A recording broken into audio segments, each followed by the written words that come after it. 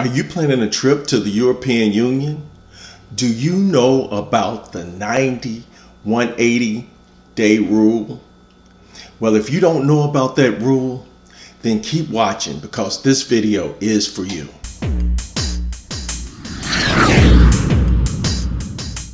Hey fellow travelers, this is Norman Payne from Up and Away. Thank you for stopping into my channel and welcome back.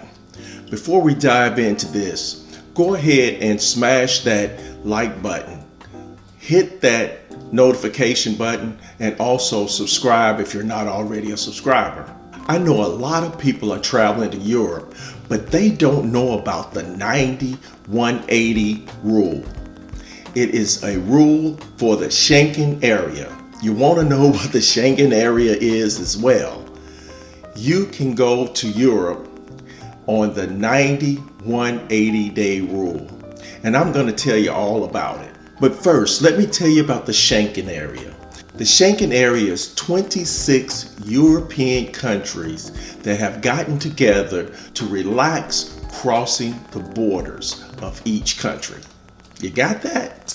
You can go to 26 countries and not have to show your passport. Some of the countries in the Schengen area is Germany, Austria, Belgium, Croatia, the Czech Republic, Denmark, Finland, France, Greece, Hungary, Iceland, Italy, Malta, the Netherlands, Norway, Poland, Portugal, Slovakia, Spain, Sweden, and Switzerland, just to name a few.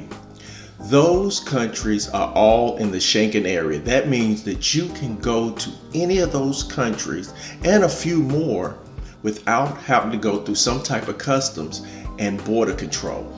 These countries have agreed upon a rule so you can have free movement amongst them. They also say this creates a greater sense of security for their countries, because you are vetted in one time and vetted out one time. Now that we have gotten out of the way what is a Schengen area, let's talk about the 90-180 day rule. This is a moving 180 days, so you have to really check with the Schengen rules to find out how this movement happens, because you can start out in one country and then that can drop off if you leave the Schengen area and come back. So you have to know when you entered a country and when you left a country.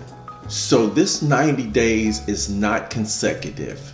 Let's say you spend 5 days in Italy, but you leave the Schengen area and you go to the UK, because the UK is not in the Schengen area. And then you come back to Portugal. Now you're back in the Schengen area. Your 180 days starts then. I know this can be quite confusing, but it's something you need to know and pay attention to if you're going to go to the European Union and the Schengen area. So if you needed a visa over in the Schengen area, there are a few things that you need to know and have in order to apply for a visa so you can get around the Schengen 90-180 day rule. Whether you arrive at the European Union by sea or by air, you need a passport. You are not going to be able to actually get on a plane in the United States without a passport if you're going to another country. But in order to get into the Schengen area, you have to have a passport, whether by sea or by air. So it is said that for short stays, you may need a visa to be in the Schengen area.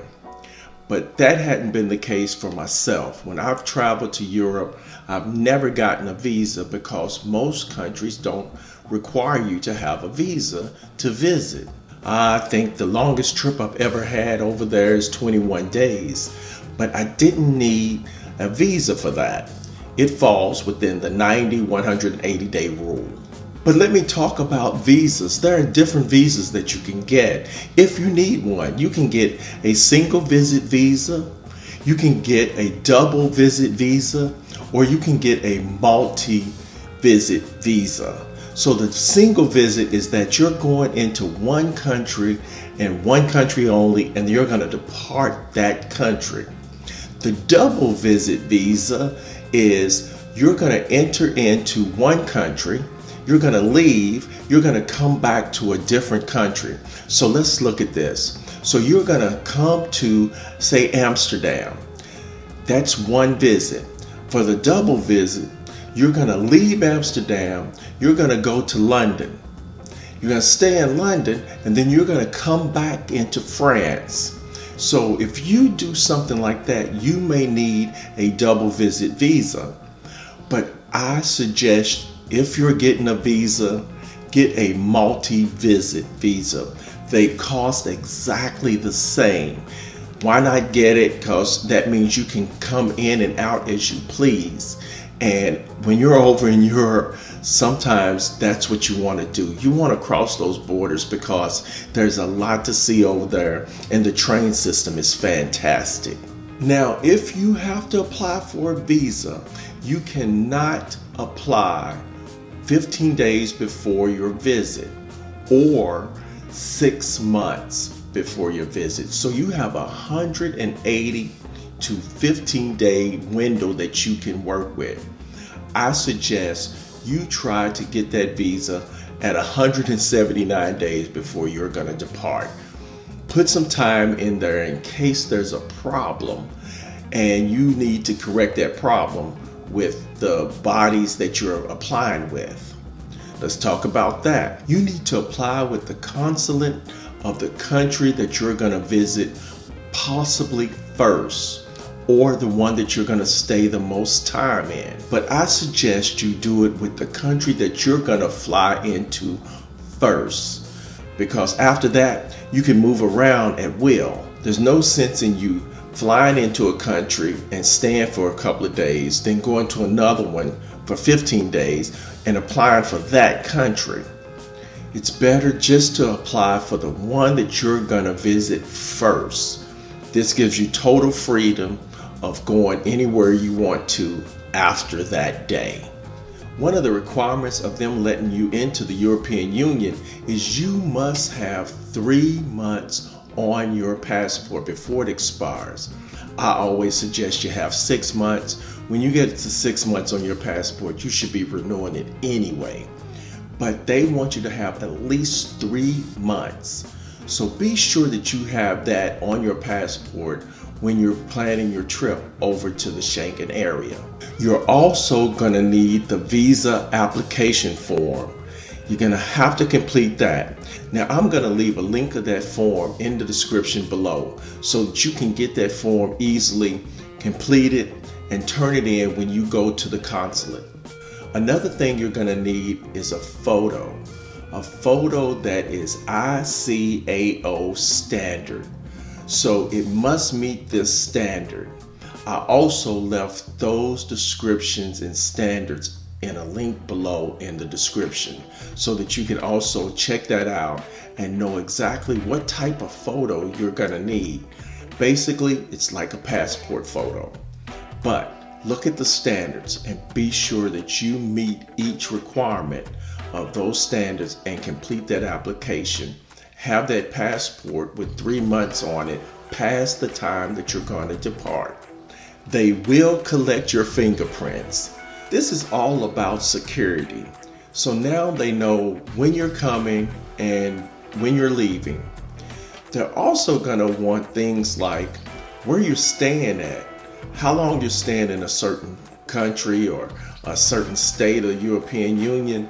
They're going to want to know all of that. You're probably going to have to make an appointment with the consulate of the country that you're going to visit so that you have that time along with the consulate. Now, the whole process may take 15 to 45 days. Be prepared for that. That's why I suggest you go ahead and do it about 179 days before you depart on your trip. So, once you get over there to the European Union, you can go country to country to country on a train with no problems whatsoever. I mean, it is really, really easy to leave one place and go to another. I've traveled around Europe on trains for many years, and it is a very simple process. No one is checking for your visas or things like that where you don't have to go through customs. Be sure you read up on the Schengen Area. Be sure you read up on the visa that might be required depending on the time you're going to stay in Europe. Know these things and know them before you plan that trip. It is good knowledge to have because you don't want to have any hang-ups. Plan your next trip to Europe. Go see everything they have to offer. It is a wonderful place. I guarantee you'll have fun, take lots of pictures, but check out that information before you go. As always, if any of this information was helpful to you, please leave me a comment. Let me know what you think. Let me know if you had any issues with getting a visa for a long-term stay or short-term stay. Let me know if you went over and didn't have to get anything and traveled around to several different Schengen area countries and states. Share this video with anyone that's going to Europe anytime soon. Like my video, give me a thumbs up, and don't forget to subscribe. If you're not a subscriber, subscribe to my channel. Also, hit that notification bell so you'll know the next time I upload another video. And until our paths cross again soon, I'll see you then. Peace. And please like this video, share it, and subscribe to my channel. Also follow me on all my social media. Just hashtag #UpUpUpNorman, where you will find my Facebook page, my Instagram account, my Twitter page, and my TikTok page.